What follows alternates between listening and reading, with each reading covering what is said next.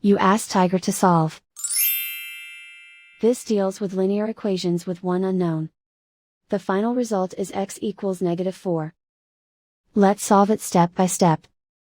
Simplify the expression. Simplify the arithmetic. Isolate the x. Divide both sides by -3. Cancel out the negatives. Simplify the fraction. Move the negative sign from the denominator to the numerator. Find the greatest common factor of the numerator and denominator. Factor out and cancel the greatest common factor.